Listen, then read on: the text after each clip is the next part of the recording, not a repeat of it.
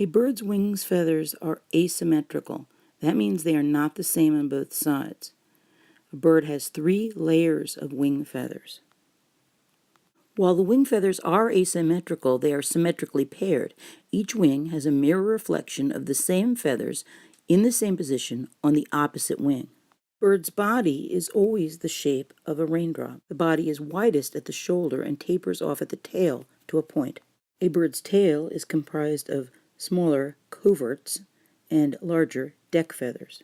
The feathers of the neck and head are small and finely textured.